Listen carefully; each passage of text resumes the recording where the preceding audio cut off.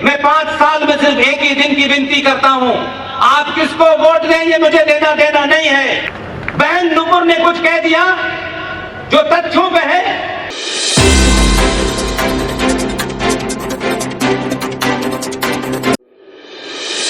ये चेतना है। बहन नुपुर ने कुछ कह दिया जो तथ्यों पे है, जो फैक्ट है, जिसे पूरी इस्लामिक दुनिया मानती है। लेकिन आपको डरने का शौक है।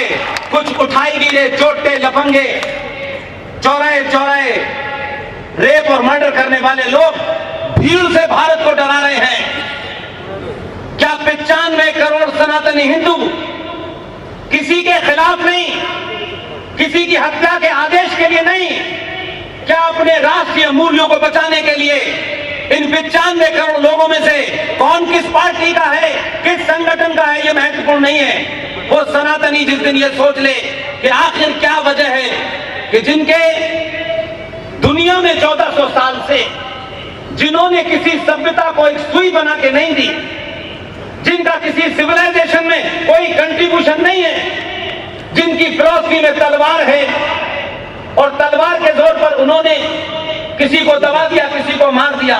लेकिन ध्यान रखें, भारत ईरान नहीं है जहां पारसियों को कन्वर्ट करके आपने इस्लामिक देश बना दिया।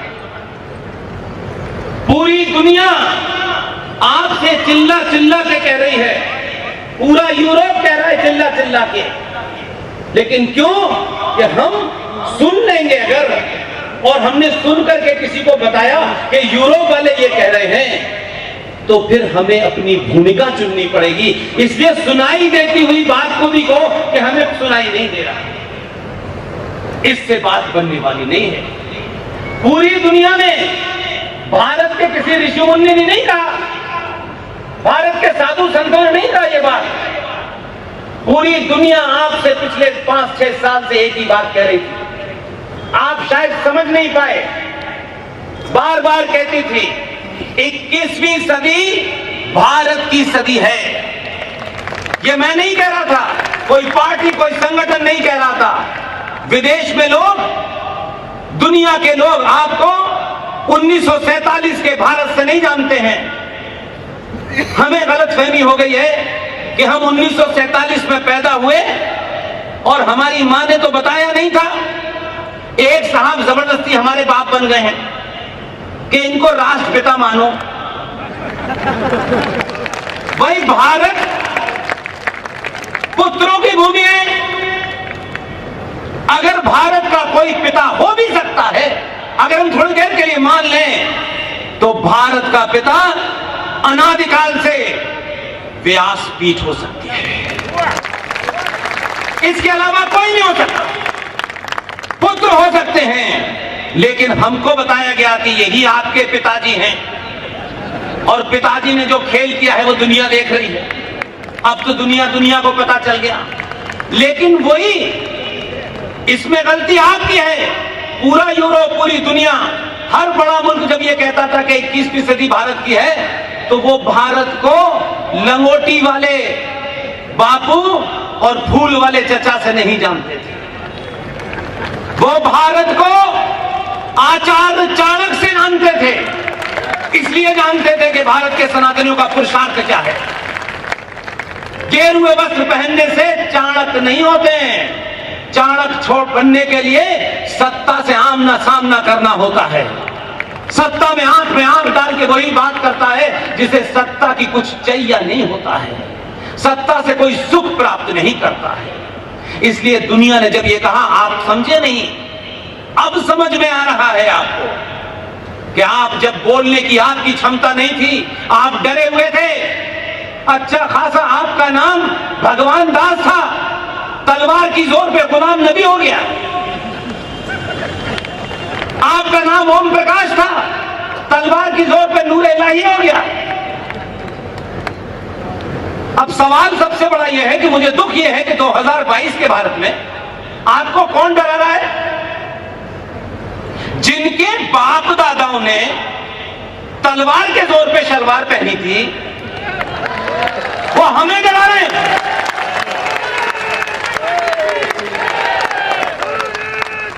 नहीं पता, हमारे पुरखे जब नहीं डरे तो अब डरेंगे। इसलिए सच बोलिए, बार बार एक ही बात कहता हूं, तथ्यों पे बोलिए। किसके हक में जाएगी, किसके हक में नहीं जाएगी, किस सत्ता के सुख में जाएगी, किसके फेवर में जाएगी। जिस दिन इस बोध से बाहर निकल आएंगे, इस कश्मकश से दूर हो जाएंगे, मैं मानता हूं दुनिया में हजारों करोड़ों लोग देश विदेश में सिर्फ एक ही खोज में लगे हैं कि भारत आखिर अपने खोए हुए गौरव को कैसे प्राप्त कर सकता है। जितने लोग यहां से बाहर गए हैं उनको आपसे ज्यादा चिंता है।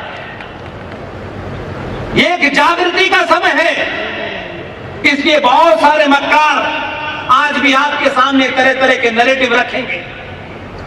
कोई बिहार में रखेगा, कोई बंगाल में रखेगा, लेकिन कोई ऐसा नैरेटिव, कोई ऐसा नारा नहीं है जिसका जवाब एक सनातनी न दे पाए, बशर्ते कि वो सनातनी किसी पार्टी की लाइन में न लगा हो कि मुझे टिकट मिलना है। ये तभी मुमकिन है। इसलिए भारत की संसद में 2 घटनाएं घटी, उसका जिक्र इसलिए जरूरी है कि आज श्यामा प्रसाद मुखर्जी की पुण्यतिथि है, और इसलिए भी जरूरी है कि अगर आपको ये बात पता होती तो मैं समझता हूं कि आप ये नारा नहीं लगाते। आज आपका नारा दूसरा होना चाहिए था। जब ये घटना घटी तो मैं उस वक्त राजकोट में था। राजकोट में लोग दोपहर में सो जाते हैं, बताया जाता है। बहुत बड़े बिजनेस का हब है, वहां दिन में लोग सोते हैं लेकिन रात में जागते हैं। 2 बजे तक गुजरात के मुख्यमंत्री की पत्नी इसी तरह बैठ के सुनती रही। तब मैंने ये बात कही थी, और जब मुझे यहां आयोजकों ने बुलाया और श्यामा प्रसाद मुखर्जी का जिक्र किया और राजस्थान का नाम आया, तो मैंने कहा इसमें मैं जरूर जाऊंगा, क्योंकि मुझे अपनी बात रखने का आज मौका मिलेगा।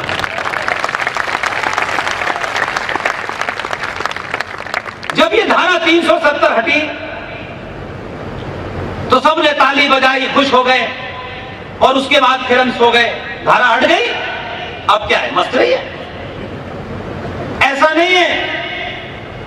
आपने बीकानेर में श्यामा प्रसाद मुखर्जी की मूर्ति लगाई है, लेकिन मैं जब धारा 370 नहीं हटी थी और जिस दिन हटी थी उस दिन राजकोट में ये बोला था मैंने, श्यामा प्रसाद मुखर्जी के सपनों का कश्मीर अब आपका हो चुका है।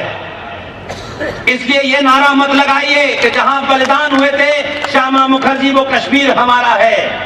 ये नारा किसी और के लिए छोड़ दीजिए। जो कीमत हमको देनी थी हम दे चुके हैं।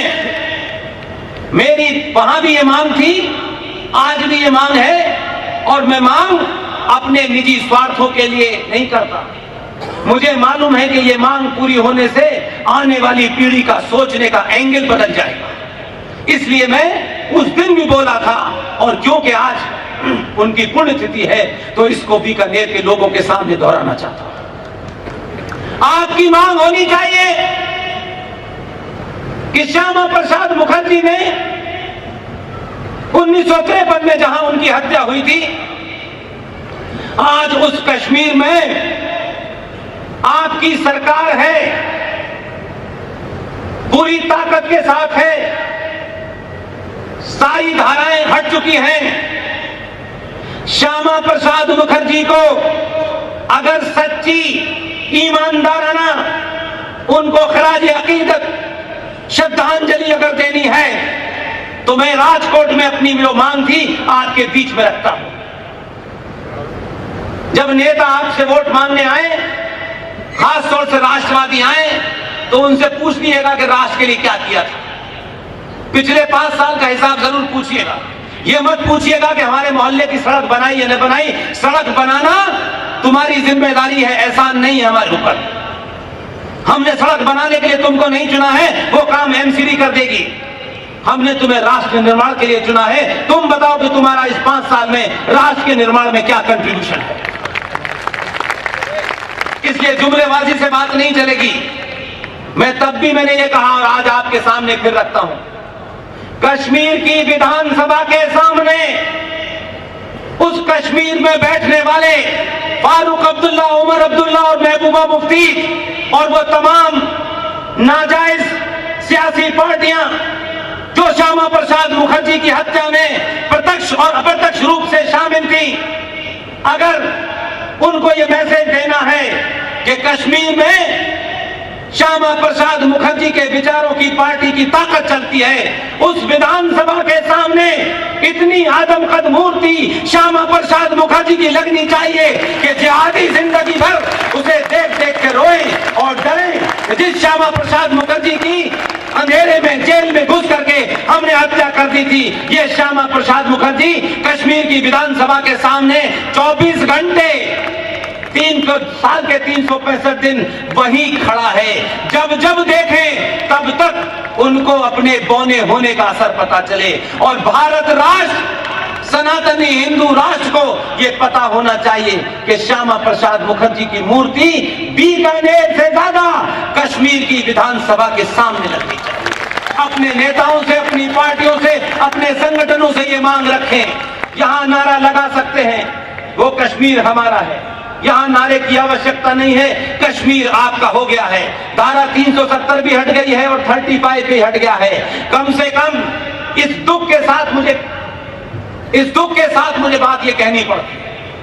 वैसे हमें ये पता है, हमारी बेटियों को, हमारे बेटों को ये पता है कि फ्रांस में लेटेस्ट जीन्स कौन सी आई है, कौन सा जूता आया है, लेकिन हमको ये नहीं पता चला